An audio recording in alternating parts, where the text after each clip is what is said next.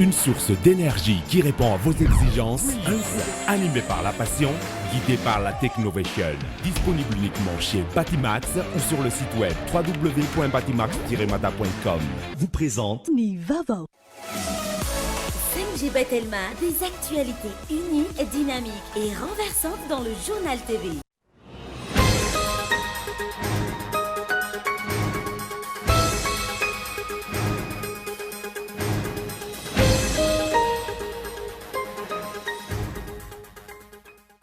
Mitombo hatrany ny fitarenana momba ny tsindry mikasika ny raharaha-pitsarana tongany amin'ny ordre des avocats du bureau de Madagascar amin'izao fotoana izao. Mahazo vahana ny tsy fahaleovantenan'ny fitsarana eto amintsika araky ny tsapan'ireo mpisolo vava. Zazalahy kely iray no nolazon'ny hydrocéphalie nandritra ny 3 taona mahery izao. Miomba hatrany ny aretiny amin'izao fotoana. Malemy ny ilany, tsy mahita intsony ny masony ary tsy afaky ny miteny ihany koa iandihy noho izay fiatraikan'ny aretina mahazo azy izay. Mirongatra hatrany ny fanaovana tantely afadrakotra ireo harem-pirenena ao amin'ny faritra Atsimo andrefana. Tratran'ny mpitandron'ny filaminana ao a Beheloka, distrikan'ny Toliara faharoa avy hatrany ireo sokatra hoentina lakana avy an'ny Beheloka ho an'ny Toliara raha tsy hita kosa ny olona nanangona sy nitondra azy ireo. Misokatra isaky ny faran'ny herinandro nanomboka androany ny zaridaina eny Ambohijatovo sy Anosy taorian'ny fanavoazana natao. Mbola vitsy ireo nitsidika izany androany.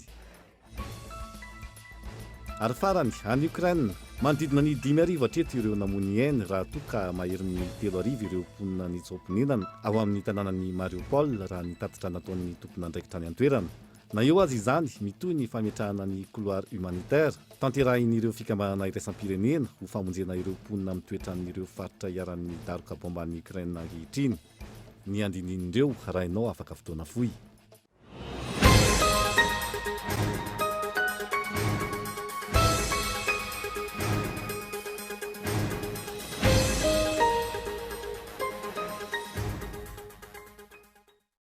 Manatitra ny araba tomgo lasy tomgo vavy tonga soa indray atao anaty fotoana ny fampalalam-baovao amin'ity alina ity. Asaiko ampanajana ihany koa ianao hanaraka ny atsipiriany hatramin'ny farany. Anjaran'ny fanjakana no mandroso vahaolana manoloana ny olana sy ny krizy miatra amin'ny firenena. Isan'ireo laharam-pahamena mampitaraina ny vahoaka ny fiakaran'ny vidim-piainana.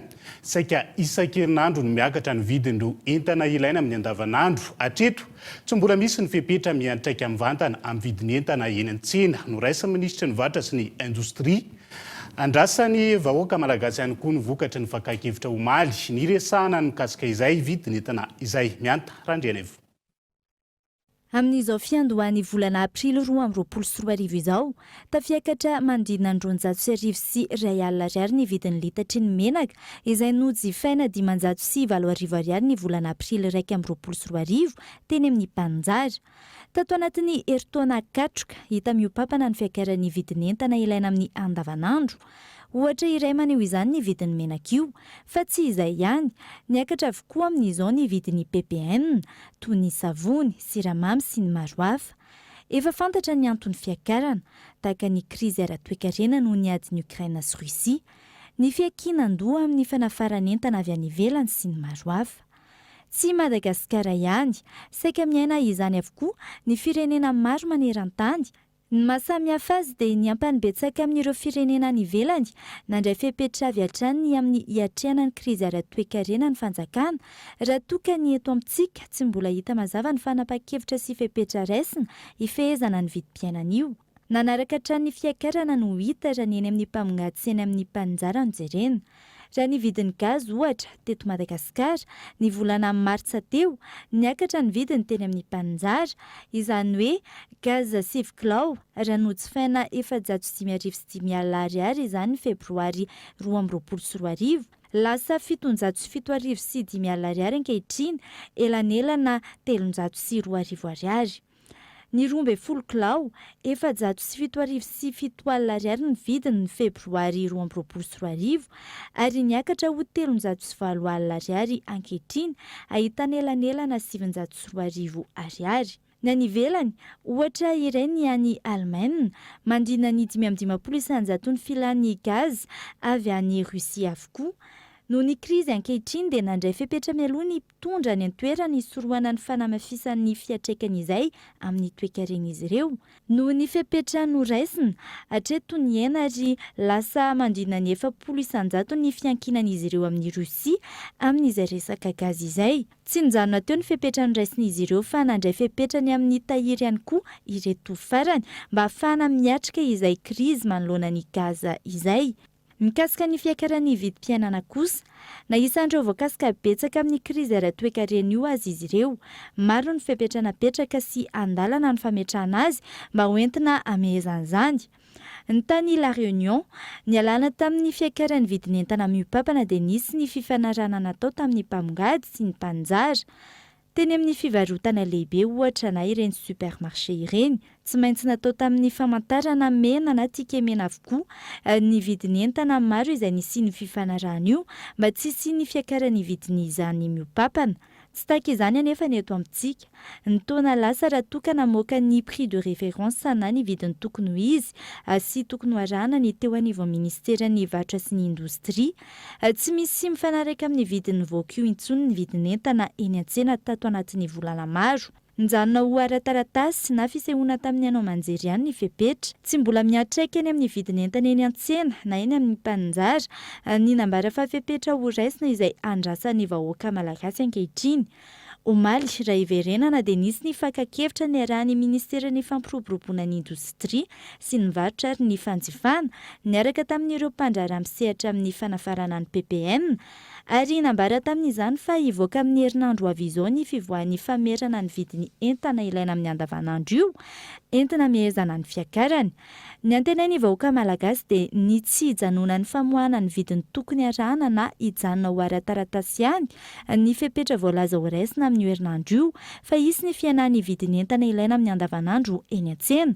Voara-maso izany mba tsy hiopapana ary ny tena isian'ny famehezana ny vidiny izany ho amin'ny vahaolana lavitrezaka mba tsy ho ato anatin'ny andro na herinandro maromaro ihany fa hitohy hatrany.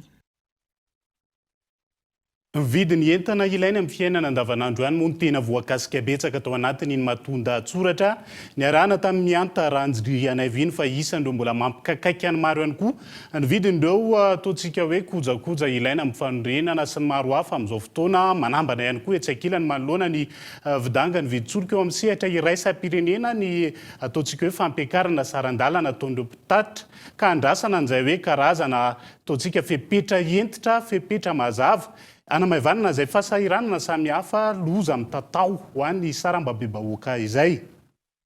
Fa mitombo hatrany ny fitarainana momba ny tsindry mikasika ny raharaham-pitsarana tonga eny amin'ny ordre des avocats du barreau de Madagascar amin'izao fotoana izao. Mahazo vahana ny tsy fahaleovantena ny fitsarana eto amintsika araka ny tsapan'ireo mpisolo vava, ny fametrahana ny tanotandalana sy ny fampiarana ny politika mazava iadina amin'ny kolikoly no ahafahan'ny fitsarana tonga amin'izay fahaleovantena izay. Tsy mitsahatra mitombo ny tsindry misahana raharaha maro eny anivon'ny fitsarana amin'izao fotoana izao. Isany mahazo fitarainana maro amin'izany eo anivon'ny rafitry ny mpisolo vava. Miatraika amin'ny tontolon'ny fiarovana nefa izany ary manome vahana ny tsy fanaran-dalàna eto amin'ny firenena. Manakaiky kokoa angamba ilay izy ny hoe neratsy. Ilay neratsy izay sarotra ny tena hoe hanome ataoko hoe salanisa satria tsy nisy ny hoe ataoko hoe étude manokana zany fanadiadina manokana natao mahakasika an'izay dia sarotra ny hanome salanisa. Kanefa tsara ihany ny manamarika hoe ny mponina miamitombo hatrany hatrany. Rehefa miamitombo ny mponina dia miamitombo ihany koa ny raharaha mandeha aty amin'ny sehatry ny fitsarana. Mety izay ve no mahatonga an'ilay izy tsapa hoe tsy misy ny fiatsarana. Mety.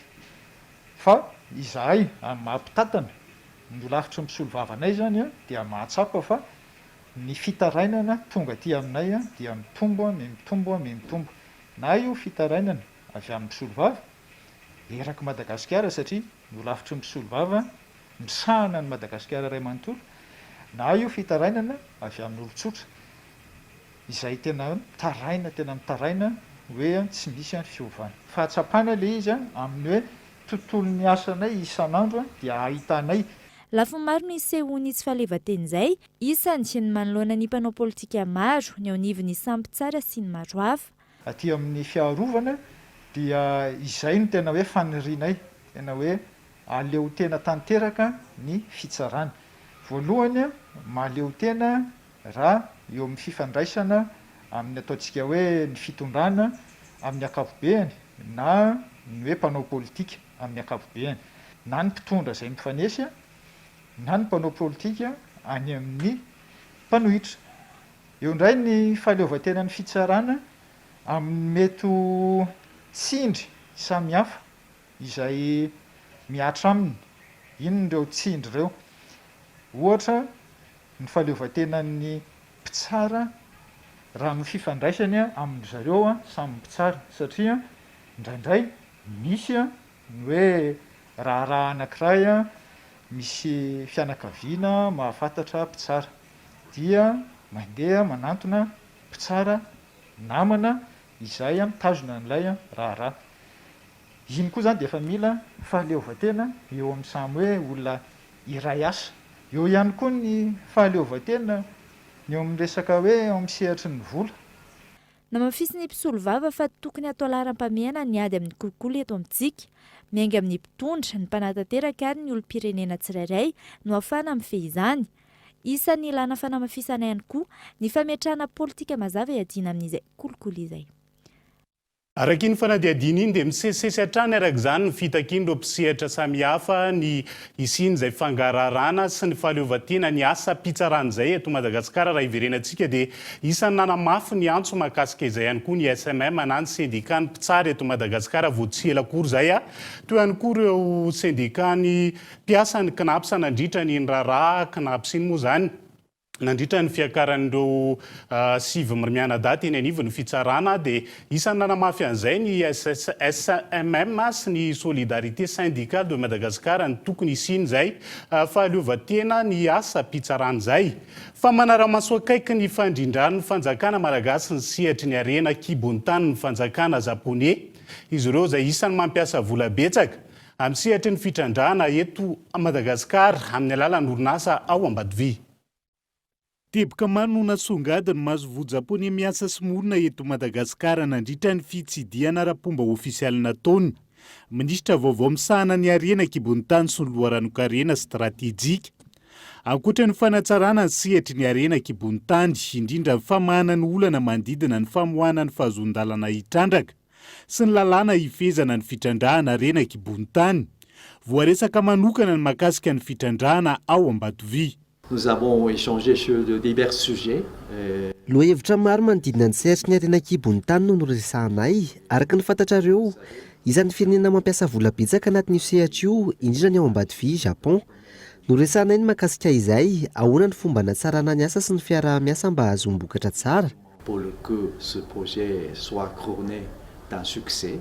Anorinasa japonais Sumitomo avokoa ny 420 isanjato ny petrabola ao Ambatovi. Antony nanaovany mazovo japonais fanairana manokana ny fitondram-panjakana indrindra minisitra Pia amin'ny fijerena fomba natsarana ny fifanarahana anatin'izay. Raha ny mahakasika ny fanatsarana ny sehatry ny arena kibon-tany ankapobeny, hojerena ny marimaritra iraisana azony rehetra tombony hoy ny minisitra tompon'andraikitra. Nahatongavany koa ny anontany manahoana ny lalàna mikasika ny arena kibon-tany dia nolazaiko taminy moa zany fa eo am-pijerena ny fanavozana an'izany fitondrana ankehitriny amin'ny fanatsarana, hijerena ny tombontsoa iombonana dia ny tombontsoan'ireo mpampiasa vola ary koa ny tombontsoan'ireo vahoaka malagasy amin'ny ankapobeny fitondram-panjakana ny vahoaka dia izay no jerena ao anatin'izao fijerena ny volavolan-dalàna mikasika ny arena kibon-tany zao ka tsy angy amin'ny zéro amin'ny ohatra fa hojerena ireo izay efa hevitra teo aloha sy ireo sosikevitra izay efa nomen'ireo olona samihafa dia hita ny hanatsarana anazy. Malona natanteraka fitsidihana ara-pomba fanajana ny ministry ny arena kibon-tany sy loharanonkarena stratejika mazovo japonais miasa sy monina eto Madagasikara. Vaovao ny fahasalamana kosa indray, zazalahy kely iray no nolazony ny hidrosefalia nandritra ny telotaona mahery zao. Nombatrano ny aretiny amin'izao fotoana. Malemy ny ilany, tsy mahita intsony ny masony ary tsy afaka ny teny ihany koa iondi, noho izay fiatraika ny aretina mahazo azay. Antony anaovany ray aman-dreniny sy ny fianakaviany antso ho an'ny rehetra ifanohana azy ireo amin'ny fitsaboana azy. Telo taona sy tapany izao Yondi hydrocéphalie no mahazo azy. Izany hoe irony karazana aretina mpahazo ny zaza ary miseho amin'ny fivitosana goavany loha irony. Teo amin'ny fafito volana no nanomboka nitranga ny soritra aretina voalohany ary nanomboka avy hatrany ny fitsaboana. Teo andray efa 8 volana teo izy vao nifanitona. Sabotsy izy vao nifanitona dia nierina ny sabotsy izy vao nahatsiaro tena. Dia rehefa nahatsiaro tena tao izy dia tsy nahita intsony ny masony. Dia ny ilany naleny ny tanany ankavanana sy ny tongony hatramin'izao. Dia rehefa natao scanner izy dia misy rano ny lohany. Dia natao opération ny lohany. Nasiana tuyau any amin'ny lohany, teo amin'ny tendany, dia nidina teo amin'ny tratrany. Tao aoriana izay indray nisy mahery fihetsika be, dia nihetsika le valo napetraka tao, tsy mety niverenana nopérena fanondrony. Efa nandalo fandidiana indrindra ny loha intelo Yondi hatreto. Volabe tsy toko tsy forohana no landy indrindra ny vidiny valva. Natao amohan'ny rano maloto mibosesika anaty lohany. Na izany na tsy izany tsy nahita mpivoarana ny fahasalamany. Ary izao indray tokony handalo fandidiana fanefa ny Yondi.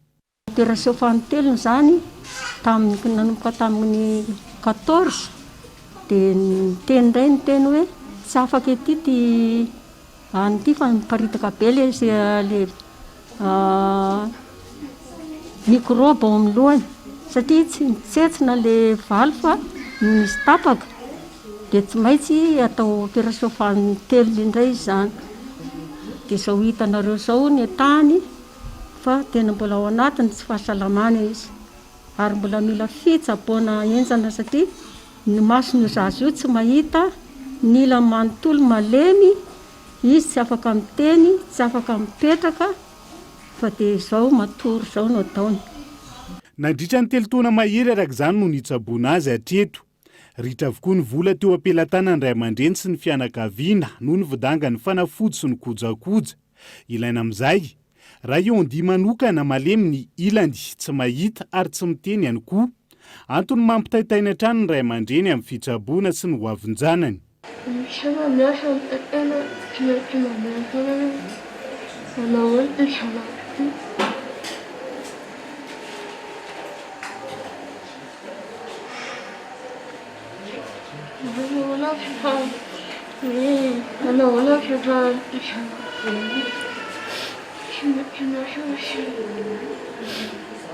Fanesorana ny mikroba sy ny loto no atao amin'ny Yondi amin'izao fanefatry ny fandidiana azo ao.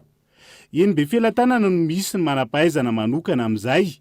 Ary eny an-toerana izy ireo nandritra ny fotoana nanaovana ny fanadihadiana, saingy tsy maraka intsony ny enti-manana. Antony nanaovany fianakaviana antso ny rehetra indrindra malala-tanana nampy azy ireo amin'ny fitsaboana ny Yondi. Araka ny fanadihadiana iny dia miantso ireo malala-tanana sy ny rehetra afaka mifanohana azy ireo amin'ny fandraisana ny tanana ny zazakely 3 taona sy tapany iny ny fianakaviana ny reny indrindrandrindra amin'izao fotoana izao satria vola be tsy toko tsy forohana no ilaina amin'ny fitsaboana azy. Mandeha ihany koa ny ataontsika hoe resabola rehefa tonga amin'ny hoe toerana toy ireny tobim-pahasalamana amin'izao fotoana izao na dia eo aza le hoe amin'izao fotoana izao na dia mibisa ny fanambo mipetraka aza ny hoe fahasalamana maimaim-poana fahasalamana manakaiky vahoaka dia mbola tsy ao amin'izay isika zany aloha hatreto. Tsy mbola mipetraka araka ny tokony ho izy ny fisitrahany vahoaka malagasy ny karazana tolotra ara-pahasalamana. Dangana ny fanafody, tsy hita taratra ny fanambana petraka, mahakasika ny fanatsarana ny tolotra ara-pahasalamana kabeny, onimponina teny anivony ny boriboritany fahadimy, nanaovana ny fanadihadiana androany, izy ireo izay tonga maro nandritra ny hetsika fizahana ara-pahasalamana nataona solombavam-bahoaka iray. Sahirana ara-pahasalamana sy ny ara-bola, na vola hoentina makany dokotera raha tsisy. Ny ankohana mbola diadavy na vola hitondrana anazy any amin'ny tobim-pahasalamana tsy misy. Tsy afaka tena hoe misitraka zany le vahoaka satria tena sahirana. Ohatra na manokana zao maro ny aretina, na areti-po, ny diabeta moa mbola tsy hay fa ny tension efa eo. Efa nanao traitement an'izany hatramin'izay. niezaka nanao ankehitriny nefa ny efa iaraha-malala amin'ny fiainana dia tsy afaka nanao an'izay intsony a. Arak'izay velotaraina manoloana ny tsy fahatombombana ny karazana tolotra ara-pahasalamana misy eny anivo ny tompo-pahasalamana isana ambaratonga ny ankamaroan'ny mponina raha ny eny anivo ny boribory-tany fahadimy midangana ny fanafody tsy tantaratra ihany koa ny fanambina petraka mahakasika ny fahasalamana manakaiky vahoaka. Antony nanamafisany solombavam-bahoaka eny an-toerana ny antso fanaira ny fitondram-panjakana indrindra ministera ny fahasalamana anamafy ny ezaka anatin'izay. Tsy arak'ilay fampanantenana nataony fitondram-panjakana izay ilay hoe fahafahan'ny malagasy rehetra mitsabo tena izany. Ny teto zao teto fotsiny dia voanandre nametraka ny petadrindry izay amin'ny 4 maraina dia efa nilahatra. Efa olona fotelo nzato mahery hatramin'ny 4 maraina no nilahatra teto. Hita fa tsy ampy le tena mbola fieritreretana le fanomezana le vahoaka tsy mandady arona maro anisa an'izay le hoe fahafahana misitraka fahasalamana maimaimpona izay mijanona sanatria ho resaka lisy izay indrindra ny nahatonga anay hoe nanao izay tandrify nanao izay zaka satria na tsy anjaranay solombavam-bahoaka ara dia matsapa ny fa manana didy amin'ny fiarahamonina indray nanaovanay an'izao tetỳ amin'ny boribory-tany fahadimy Ambatomaity fa ny zavatra hita aloha dia mbola fimonomonona anay. Raha ny antotanisa avy amin'ny fanadihadiana afrobarometra mahakasika ny fahasalamana ny taona 2022 mandidina ny 700 ny taham-pisitrahana ny tolotra ara-pahasalamana eto Madagasikara kapobeny. Raha ny zava-misy mahakasika io ambany lavitra ny taha amin'ny faritra maro indrindra ny any amin'ny faritra lavitra indrina. Ho fanamahivanana ny fahasahiranana mianjado mponina nanatanteraka hetsika fizahana ara-pahasalamana maimaimpona teny anivo ny fokontany Ambatomaity sy ny manodidina anatin'ny boribory-tany fahadimy ny solombavam-bahoaka ka nanodidina ny 300 ny mponina sitraka izany teny an-toerana androany. Famirongatra trano ny fanaovana tantely afadrakotra ireo harem-pirenena ao amin'ny faritra Atsimo andrefana. Tratra mpitandro ny filaminana ao Behelika distrika ny Toliara faharoa avy hatrany ireo sokatra hoentina lakana avy any Behelika ho an'ny Toliara raha tsy hita kosa ny olona nanangona sy nitondra azy ireo. Sokatra halatra miisa 470 no osaro ny mpitandro filaminana sy ireo mpiara-miasa amin'ny fitadiavam-paritry ny tontolo iainana sy ny fampandrosoana lovain-jafy atao faritra Atsimo andrefana tao amin'ny komina Behelika raha hoentina lakana hihazo any Toliara. Araka ny fanazavany talem-paritry ny tontolo iainana sy ny fandrosoana lovain-jafy dia misy foana ny fankana sokatra antsokosoko indrindra ny fanaovana sakafo azy ireto ka ahiana ho lany tamingana. Ireo sokakitratra 470 ireo dia amin'ny karazany astrokelis radiata ny 270 dia ny 4 Pyxis arachnoides. Arak'ireny hitantsika tamin'ny sary reny sokaka ngeza reny adulte moa zany na azo ilazana azy. Matetika raha ohatra ka reny trafika reny ahitana an'izay sokatra ngeza zay dia atao sakafo zay ny dika. Ngeza ohatra reny tratratsika ireo dia matetika reny andeha hiditra tituléara amin'ny zone Akembe, Mavatsy sy ny tariny iny any fidirany amin'ny alalan'ny lakana. Dia reny sokaka reny rehefa tonga hoentin'ny zareo avy any Tampoly sy Androka satria any mbola misy anazy fa aty amin'ny faritra Behelika Nakao sy Soalara efa lany ny trafika tamin'izany andro zany 10 taona lasa zay. Dia tateriny zareo avy any izy tonga eo dia eo amin'izay izy miandry lakana hoentina makaty. Dia rehefa tonga aty zany reny dia amidy matetika 3 alina 5 alina ny anankiray tsy izy mihinana azy fa ny mponina ato Toliara ihany. Ny olona zany mbola mieritreritra hoe rehefa le sokaka hohany dia tsy mahalany anazy izay mbola betsaka ny mieritreritra an'izay nefa iarahantsika mahalala ny fitombon'ny mponina ny fitaran'ny tanàna ny sokaka nefa tsy hahazaka an'izay mihitsy na dia raha taloha zany nihinana ny eritreretina hoe tsy mahalany anazy amin'izao fotoana izao na ny fihinanana azy raha dia efa mahalany azy. Manoloana izany rehetra izany dia manao antsoavo sy mampitandrina ny eo anivo ny fitadiavam-paritry ny tontolo iainana sy fampandrosoana lovain-jafy ato amin'ny faritra Atsimo andrefana ho an'ireo izay tsy matahotody ka mbola mangalatra antsokosoko ireo harem-pirenena ireo. Aleo manontany aty amin'ny birao fitadiavam-paritra raha ohatra misy eritreritra na misy tranga hitantsika dia manatona mifampiresaka aloha satria mieritreritra tsika hoe mandehandeha ho azy ny zavatra rehetra nefa misy lalàna mifehy azy ireo dia tsara angamba ny mifampiresaka. Dia ny ankoatran'izay dia mbola manao antsoavo ihany koa izahay hoe atahorana ho lany tamingana ny harenantsika sasatsasany dia tokony hiova fomba sy fomba mampanao tsika manoloana azy ireo. Raha iresaka sokaka tsika tokony efa hijanona na fisakafoanana na fitezana na ny fanondranana tokony efa mijanona. ao anatiny fanadiadiana tanteraka ny tompon'andraikitra amin'izao ireo sokatra tratra kosa dia efa naverina any amin'ny fitoerana fitaizana sokatra tehisalava volo ao itampolo alohan'ny hamerenana azy tanteraka any amin'ny toerana mahazatra azy ireo. Fa afaka mandray mpandehatra amin'ny ray faingovalo tapitrisa ny trano tseranina iraisam-pirenena vaovao an'Antananarivo. Raha ohary ity horonan-tsary manaraka ity ahafahanao mahafantatra ireo taremarika lehibe momba izay.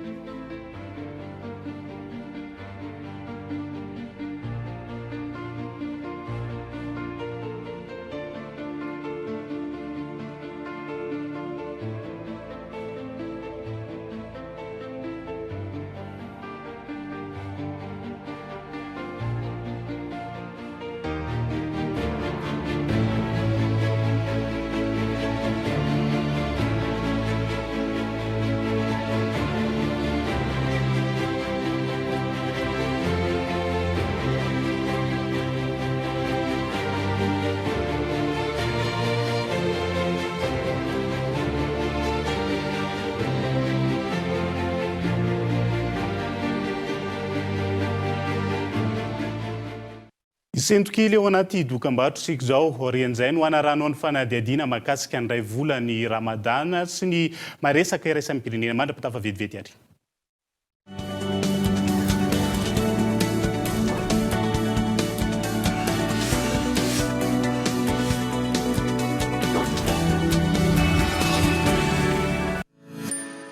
Vivez des moments plus forts. Suivez vos émissions préférées, des novellas, de la mode, de la déco sur votre smartphone. Maintenant, c'est possible. Avec Telma TV, c'est quand vous voulez, où vous voulez. Le futur est dans ta poche et la télé sur ton smartphone. Tapez vite le dièse 11 étoile 6 dièse et inscrivez-vous sur Telma TV. Telma TV, ça fit Tsucha Malagas.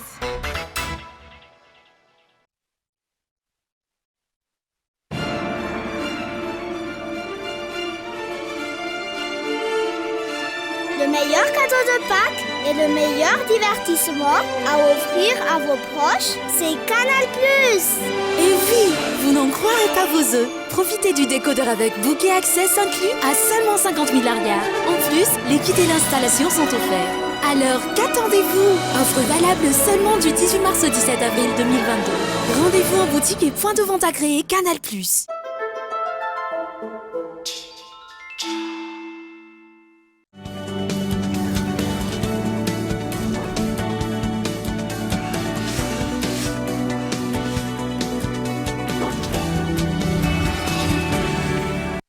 Anohizana ny fampalalam-baovao amin'ity alina ity misokatra isaky ny farany herinandro nanomboka androany zaridaina eny Ambohijatovo sy Anosy taorian'ny fanavaozana natao. Mbola vitsy ireo nitsidika izany raha ny androany. Mpifankatia iray aman-dreny miaraka amin'izany no maro tsikaritra teny amin'ny zaridaina Ambohijatovo sy Anosy androany. Nandritra ny fisokafana voalohany tao aorian'ny fanatsarana natao teny an-toerana. Itsidika sy ijery ny fanavaozana ary itsangatsangana no antony andanan'ny ankamaroan'ireo tonga tety. Alehanay maka-rivotra indray zay mandeha aty any fanitsimba zaza ny teny hitonjana zaza dia averina vany zay vao mihodina maka aty Ambohijatovo e. Samy mahafaza aloha tato madio na ny rivotra iainana ary madio. Tamin'ny tsimba zaza zao bebe lalitra fa aty mahafinaritra tsisy lalitra madio e. Raha ny rivotra aza na masona ary salama ery mijery an'le izy. Mianatra mpianatra dia mazoto foana fa dia mazoto foana rehefa tsy mianatra mpianatra. Zao fampivoarana kely mba atao tsara pipina zavatra kely mba kilalao an'ankizy ohatr'izany zao mety tsara. Azay mba tamana ny ankizy. Mahafinaritra daholo aloha miova be. No mahafinaritra daholo izay jereny maso tena miofo, tena miofo. Malalaka ka. No malalaka tsara. No mahafinaritra. Efa mitondra anazy mandeha foana rehefa sabotsy maraina moa izy manao sport le ary maki dia après-midi le makamaka aina dia mamijerijery Facebook eo dia mahita dia andaontsika salao hariva zao zany ohatrany mba vitsivitsy ny olona fa rehefa fantatry ny olona amin'izay vozy sabotsy sy ny lahady be da be amin'izay ny olona. Raha ny tena izy aloha raha mipoziny zao aloha matokony aliana ihany satria raha mijery any Ambohijatovo taloha tsy ohatran'izao. tokony ampisingadana satria tony ange toerana nana tantara tamin'izany fa teo tony lasa ifabodon'ny mpanao politika dia nefa rany nefa lasa miverina amin'izao any dia ohatrany mba mahafinaritra nentana amponina rehefa hoe mba tonga ny lera sy fitsangatsangana na afaka mitsidika satria efa mba lasa mba mahafinaritra izy ato fa izy fotsiny zany tsy ampy tsy lany fa mba mahaiza mifandefitra rehefa tonga ety rehefa betsaka ny olona. Mbola mitoy ny fanarenana sy ny fanatsarana amin'ireto zaridaina ireto araka ny fanazavana trany ary mbola misy ihany koa ny foto-drafitra sao atao. Misy fiaraha-miasa akaiky miaraka amin'ireo polisy munisipaly izay manara-masy ny toerana sy ireo mpitsidika ao an-toerana ary miandraikitra ny toerana. Falo miteny ny CUA androany fa efa misokatra ny jardin Anosy sy ny jardin Ambozatovo dia natao soft opening moa izy ity dia manasa ny mponina n'Antananarivo sy ny malagasy rehetra ary izay mpitsidika koa moa zany mba hisitraka ny toerana dia andehandeha moa zany ny afaka hitan'ny olona manko nefa mbola misy basy ato anatin'ny jardin satria mbola misy an'izay foto-drafitrasa zay tanjahantena zany mipetraka eo ohatra bara fixe des équipements sportifs reny zany reny mbola ho ampiana ato anatin'ny jardin. Dia hitan'ny olona fa dia lina tokoa tamin'ilay izy misy moa mametraka fanontaniana dia tena hita aloha zany zao fa ny mpifankatia no ny voalohany tonga tetỳ jardin dia mahafinaritra mahita ny olona izay falifaly moa zany miaraka aminay eto any sy mankasitraka ny asa izay natao efa elaela ihany izay. Tsy tokony hanaovana fitadiavam-bola maro samihafa ny toerana hoy ny tompon'andraikitry ny komina Antananarivo renivohitra trany. Isaky ny alahady sy sabotsy amin'ny 7 ora maraina ka hatramin'ny 10 ora hariva ny fotoana isokafan'ireto zaridaina roa ireto ary maimaim-poana ny fidirana amin'izany. Tsy ahivina, mbola misy ny fotoana anokafana ofisialy ireto zaridaina ireto saingy mbola tsy voafaritra ny daty anatanterahana izany.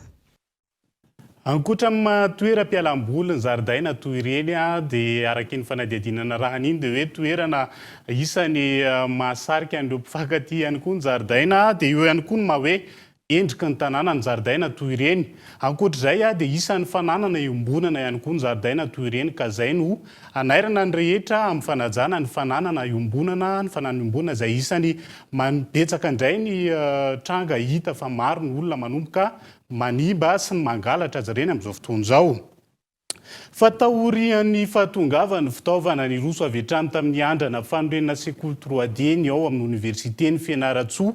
Robot no manao ny asa rehetra miainga amin'ny fampifangaroana ny simenitra hatrany amin'ny fanamboarana ny trano ka mahavita hatrany amin'ny 440 metatra toradrora miasa tsy miato ao anatin'ny 8 ora. I Madagasikara ny voafidy anaovana ny andrana amin'ny fanorenana ny sekoly 3D ka ny ao Fianaratsoa ny voalohany ampiarana izany eto amin'ny firenena. Ny tetikasa imprimante 3D aty amin'ny ranomasimbe indiana izay nivolavolain'ny oniversiten'ny Fianaratsoa tamin'ny alalan'ny EMIT sy ny fikambanan'ny Frankenhertz avy an'ny États-Unis ary ireo avy an'ny Malawi. Nandritra ny filan-kevitry ny ministra ny 7 volana Martsa lasa teo no nankatoavana ny fampidirana ny fitaovana rehetra ilaina amin'ny fanatanterahana ny asa. Tsy ny andry ela, ny roso avy hatrany tamin'ny fanamboarana. Simenitra voatokana no akora fototra ilaina ka ny robot no manao ny asa rehetra miainga amin'ny fampifangaroana ny simenitra hatrany amin'ny fanamboarana ny trano. Lalana izay ary eto koa dia isaorana ihany koa ny président l'université satria dia tamin'ny nanaovana fony ny projet ity dia fomba fanamboarana ny trano moderna manaraka ny fenitra sy ny teknôlôjia ao anaty fotoana fohy no tanjona nanaovana ny asa fikarohana araka ny fanazavana nentin'ny teknisianina. Mavita trano hatrany amin'ny 20 metatra amin'ny 20 metatra izany hoe 420 metatra toradroa raha miasa tsy miato ao anatin'ny 20 ora ny robot. Anisan'ny efa malaza ary efa hain'ny any ampita ny tadiavina ny mpianatry ny fa mino maromaro ianareo vao mireusir ity projet ity tadiavina ny mpianatry ny université rehetrarehetra dia samy manana ny laza samy manana ny fahaiza-manao fa ity kosa vita ny trano mipetraka ho fahatserovana fa ny réussiteny io dia ianareo mpianatra no hividina amin'izany amin'izay toerana iasanareo tsirairay avy na miampita io na eto atoerana. Rehean'ny Fianaratsoa zay, rehean'ny EMIT zay. Natomboka tamin'ny fomba ofisialy ny alatsinainy 20 martsa lasa teo ny tetikasa 3D. Natian'ireo tompona ndraikim-panjakana isan'ny tsokajany sy isan'ambaratonga ny ao amin'ny faritra Matsiatra Ambony sy ireo iraka avy amin'ny fiadidinina ny Repoblika. Aorin'ny asa fananganana ao andrainjato fianaratsoa, averina ny Kenya ny imprimante 3D sy ireo kojakoja miaraka aminy. Fa fanapahan-kevitry ny antoko malagasy miara-miainga manokana araka ny tapaka ny birao politika ny fanapahan-kevitra tamin'ny fialana tsy ompikambana tamin'ny governemanta nataon'ny filohan'ny antoko MMM fa tsy noresahana teo anivony Armada. Araka ny nambaran'ny filohan'ny antoko iaraka isika nandritra ny fambolekazo notontosainy ny iaraka isika sy ny antoko avan'androany nanamafy fa manohana ny filohan'ny Repoblika hatrany izy ireo ankilan'izay. Nitondra ny heviny manoloana fialan'ny antoko malagasy miara-miainga tsy ompikambana ny governemanta nitsangana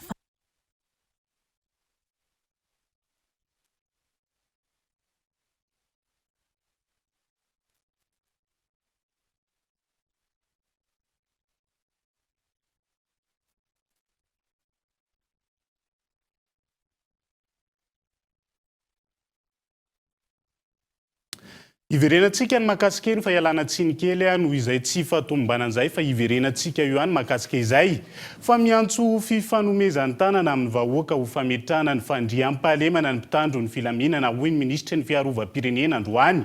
Natao izany ho fanomezam-baovao sy ho fanamafisana ny fanaramaso eny anivon'ny fiarahamonina manoloana ny ady atao amin'ny tsy fandriam-pahalemana. Izay no nisongadina nandritra ny fanamariana ny andro ny zandarmariam-pirenena androany 2 Aprily.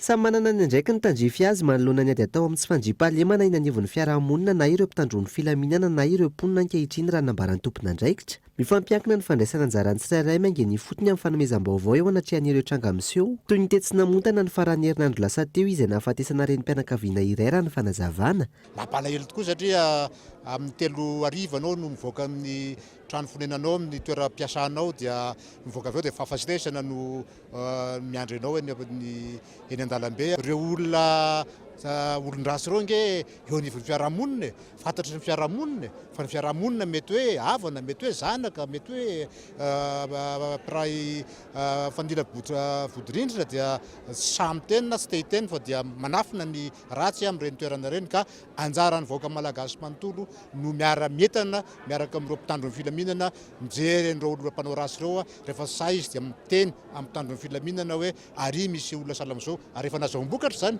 Ankoatra izay, efa misy ankehitriny ny paikady napetraka ny mpitandro ny filaminana ho fanamafisana ny fanaraha-maso indrindra amin'ireo faritra mena raha ny nambaran'ny ministra ny fiarovam-pirenena no tanterahina androany 2 Aprily ny fanamariana ny andro ny zandarmariam-pirenena. Nisy nandritra izany ny fanokana tamin'ny fomba ofisialy ny asa fanavaozana natao teo anivon'ny toby Jeneraly Philbert Ramarolà tetsy amin'ny Betongolo.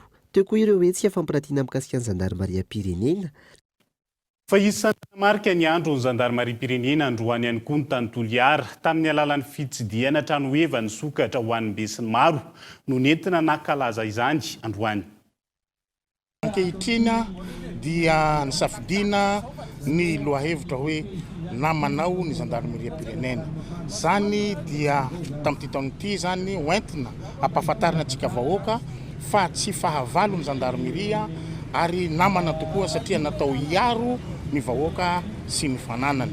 Ary tsy atao sanatria analavitra vahoaka koa fa natao anakaiky ny vahoaka mba ahafahana mamaha ny olana ary tsy fandriam-pahalemana iainan'ny vahoaka mba ahafahany miasa, ahafahany mamokatra, ahafahany manao ny fiainana andavanandro. Dia varavarana misokatra izy io ho an'ny vahoaka rehetra eto Toliara mba ahafahany izy ireo mahalala ny antsipiriany ny mikasika ny fiampiainan'ny zandarmeriam-pirenena.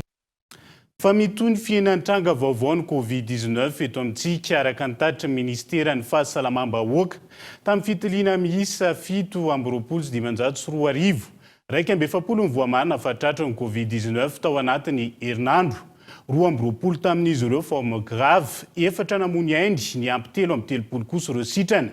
Hatramin'ny siny varinaretina nahatratra mahery ny 1,703 sy 9.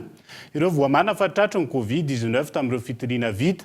Mahery ny 7,5 no sitrana ary 8,709 ireo namony ainy. fa nanomboka androany ary ho tanterana ato anatin'indray volana ny vanim-potoana ny Ramadan ho an'ireo mpino silamo ny tompon'andraikitra samihafa. Miverina misokatra ary mandray ireo mpino manao ny asa fanompoana mandritra izany ankehitriny ireo moské taorian'ny fianaka mivaninaretina Covid-19 Abraham Ramanana. Miditra amin'ny volana fahasivy amin'ny kalendria islamika ankehitriny ireo mpino silamo maneran-tany toy ny eto Madagasikara. Fotoana izay manamarika ny fanatanterahana ny Ramadan amin'ny alalan'ny fifehezana. Miavaka ny vanim-potoana ny Ramadan amin'ity taona ity manoloana ny fiverenan'ny fisokafan'ireo moské raha ny nambarany avy eo anivon'ny FSM na ny fikambanan'ny silamo malagasy. Tao anatin'ny roa taona dia tsy nisokatra ny moské noho ny valinaretina izay nandalo. Iny moa lahatra n'Andriamanitra dia ekena izy iny. Fa tamin'ity taona ity zany tena faly izay mpino islamo nisokatra ny moské mahafaka manao ireo karazana fanompoana maro samihafa mandritra nyty Ramadan 2022 ity ka Andriamanitra isorana voalohany isorana ihany koa tsika rehetrarehetra nanaja ireny fepetra ireny ka nahatonga zany le valinaretina niena ary lefy izy amin'izao fotoana. Misy ny olona mandika le fifehezana hoe fifadikanana. Nefa ny aty amin'ny finoana islamo tsy dia izay loatra no andikana azy fa hoe fifehezana satria le tenanao iray manontolo mihitsy no fihezanao anatin'izay. Ny maso mifehy tsy ahita na tsy hanara-maso ireo zavatra voarara ary ny tanana vao mifehy ihany koa mba tsy handray na zavatra voarara.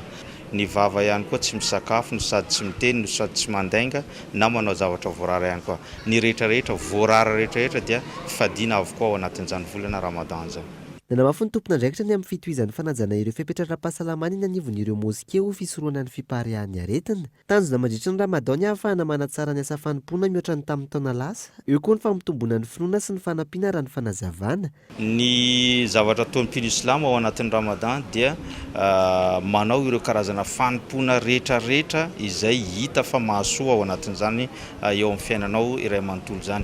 Ao tsy maintsy atao zany ny vavavavaka indimy isan'andro ohatran'ny mahazatra isan'andro ihany fa ao anatin'ny Ramadan dia manampy bebe kokoa amin'izay. Ny famakiana ny boky masina Coran, ny fanampiana namana, fifampitsinjovana, ny fifandeferana, ny karazana fifanampiana, firaisankina izay rehetrarehetra zay amafisina bebe kokoa. Ny mpino islamo ao dia manatanteraka ihany ny andraiky ny andavanandro. Ny miasa dia miasa, ny mianatra dia mbola mianatra ihany koa. Ny olona rehetrarehetra samy manao ny asa izay fanao ny andavanandro. Saingy rehefa tapitra zany andraikitra zany dia miazakazaka aingakaingana mandeha ny amin'ny moské, manao ireo karazana fanompoana, miazakazaka mamaky ny Coran, manampy le asa fanao ny andavanandro zany. Tsy ahivina ahatra 7 hatramin'ny 30 andro ny fanatanterahana ny vanim-potoana ny Ramadan an'ireo mpino silamo. Fatrangy fanienany ankamaroan'ny mponina na eto Antananarivo renivohitra na any amin'ny faritra ny vidinina violon ary nisy ny fikasihan-tana sy fampitsaliana tao anatin'izay saingy vitso no samy tantara ny tena niatra taminy. Misy ny lalàna mifehy izay tokony ho fantatry ny olona mahakasika ny fitazona vonjomaika miainga any amin'ny fisamborana. Fampafantana fohy mahakasika izay sy ny zava-misy eny anivon'ny fiarahamonina no entina aminao ao anatin'ny fandaharana alalino raha mipitso amin'ny fitorariva eto amin'ny Code TV arao ary ampahinjay. Raha ny lalàna anjaran'ny OPJ na ny officier de police judiciaire no mampafantatra ilay olona ny zony sy ny antony ny samborana azy. Araka ny lalàna 2008-008 ao amin'ny andininy faha-efatra amin'ny fotoana nesorana amin'ny ampahan'ny fahafahan'ny olona iray tsy maintsy ampiarina ireto fepetra manaraka ireto. Rehefa tonga amin'ny komisaria, mampafantatra ny zo ananan'ny olona natsoina na voasambotra ny polisy ary mampantsaha ny antony ny samborana azy. Inona ny olona? Eo imaso ny mpisolovava na tsy. Manana zay resaka mpisolovava mandritra ny 30 minitra ny olona garde à vue. Tsy maintsy omena ny OPJ ny momba anao araka ny fangatahana ataony ka atao anaty registre miaraka amin'ny daty, ny ora ary ny antony ny samborana na nampiatsona anao. Ankoatra ny momba anao, manana fahalalana ianao, amaly ny fantaniana hafa apetraky ny mpanao famitorana na ty. De olona ihany koa manana zo izy tsy teny, tsy amaly ianao mihitsy amin'izay famitorana ataonao eo, raha ohatra ka zay ny zavatra, zay ny safidiny, azony atao zay. Ary azon'le olona zay tanana ihany koa anaovana famitorana koa no mandahy. Tsy anao rangotoy, nazony ny fitanana tsoratra zay anaovana famitorana azy amin'ny fotoana zay anaovana an'izany. Azony atao daholo zany, zony feno. De tokony hajaitsika polisy zany zay zavatra zay. Zay moa amin'ny syndikalista zany de tsy maintsy manentana ny mpiasa zany mba hifantoka mandrakariva amin'ny fanarahan-dalàna rehefa manatanteraka ny asa. Satria zay no ahafahan'ny olona maneho fatokisanatsika tsy ny police de proximité ihany akory ny tena zava-dehibe ahafahana hoe mifandray amin'ny vahoaka sy mametoky ny olona fa hoe tena mahay mifampitondra mahay mitondra tena manoloana ny fiarahamonina sy ny fanatanterana ny asan'ny polisy fa indrindraindrindra mahakasika ny resaka ohatran'ny fanaovana famitorana fisamboran'olona ny fitasoman'olona ihany koa fa fanapahan-kevitry ny antoko malagasy miara-miainga manokana araka ny tapaka ny biro politika ny fanapahan-kevitra tamin'ny fialana tsiopikamana tamin'ny gouvernemanta nataony filohany antoko MMM iny fa tsy noresahana teo anivony Armada araka nambaran'ny filohany antoko araka isika nandritra ny fambolekazo no tanterahany araka isika sy ny antoko avana androany nanamafy famanoana ny filohan'ny repoblika hatrany izy ireo ankilan'izay. Nitondra ny heviny manoloana fialan'ny antoko malagasy miara-miainga tsy ompikambana ny gouvernemanta nitsangana farany teo ny araka isika androany. Nambarany tamin'izany fa tsy noraisina teo anivony Armada ny fanapahan-kevitra noraisin'ny antoko MMM iny. Namafisany tamin'izany fa manohana filoha repoblika Andrajoel izy ireo. Itsakilany nangataka ny ilatsahan'ny filohan'ny repoblika Andrajoel ilatsaka amin'ny fifidianana manaraka ny teo anivony antoko avana. Mangataka Andriamatoa filoha miangavy atanandro mba ilatsahanao amin'ny 2023. Mangataka averiko indray mandeha Andriamatoa filoha président Andrajoel mba ilatsahanao ndray ho candidat amin'ny 2023. Raha iverenana fanapahan-kevitra teo anivon'ny biro politika ny fipetrany raisin'ny antoko malagasy miara-miainga ny tsy andraisan'izy ireo anjara tamin'ny gouvernemanta nivoaka farany iny antony tsy fahafenoan'ny fipetrany amin'izany. Tsy mbola naneho hevitra mikasika ny maha-mpikambana ny antoko MMM anatin'ny Armada ny filohan'ny antoko. Miankina tanteraka amin'ny fanapahan-kevitry ny biro politika hatrany ny horaisina ny amin'izany. Androany nanatotosa fambolekazo teny Ambatombiravavy ny avy amin'ny araka isika sy ny antoko avana. Zanakazo maherin'ny 500 no novolena nandritra izay. Maresaka iraisan'ny pirenena kosa indray any Ukraine. Mandidina ny 5,000 hatreto ireo namony ainy raha toka maherin'ny 3,000 ireo mponina nitsomponenana ao amin'ny tanàna Mariupol. Raha ny tatitra nataony ny tompony andraikitra ny antoerana na eo aza izany mitony fametrahana ny couloir humanitaire tanteran'ireo fikambanana iraisan'ny pirenena ho famonjeny ireo mponina mitoetra amin'ireo faritra hiara ny daroka bomba any Ukraine amin'izao fotoana izao. Son enfant dans les bras, elle arrive enfin en lieu sûr. Valamby 30 andro aty aoriana ny boany ady ao Ukraine, tsy mitsambitombo ireo mponina mitsaom-ponenana ny antoerana ankehitriny. Maherin'ny 3,000 ireo mponina ao Mariupol voatery ny alan'ny faritra misy azy ireo tamin'ny alalan'ny couloir humanitaire. Ireo zokiolona, ireo vehivavy ary ireo ankizy no isan'ny lara-pahamenina amin'izany. Raha ny antotanisana avoaka ny fitondram-panjakana Ukrainianina, maherin'ny 5 sy 1 hetsy hatreto ireo mponina mitoetra ao Mariupol. Itsankilan'izay, mitoy ny fandatsahana bomba tanterahiny tafika Rosiana ny antoerana hatreto raha ny fampitam-baovao. Mangataka ny amin'ny fitohizan'ny fametrahana couloir humanitaire ireo fikambanana iraisan'ny pirenena mandray an-tanina ireo mponina mitsaom-ponenana. Tsy ahivina, maherin'ny 5,000 ireo namony ainy tao Mariupol hatramin'ny isiany ady tao Ukraine. Depuis le début des combats. Izay koa tomboko lahy sy tomboko vavy nentina manana ny fampahalalam-baovao tamin'ity ala ity ankasitrana feno fanarano izany hatramin'ny farany. Sampana fampahalalam-baovao dia mamy fotoananao raha mipitso amin'ny ora mahazatra tena kosa mametraka ny veloma mandrim-pitafa. Veloma tomboko.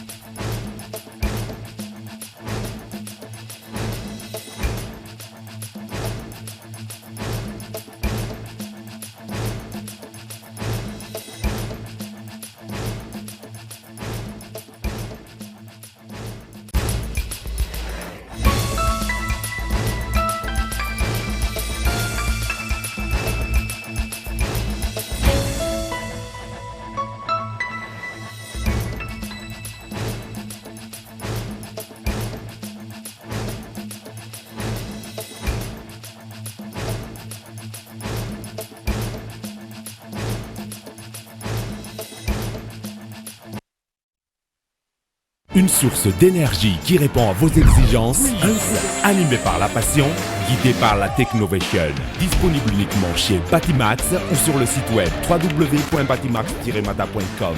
Vous a présenté Nivavo. 5G Batelma, des actualités uniques, dynamiques et renversantes dans le journal TV.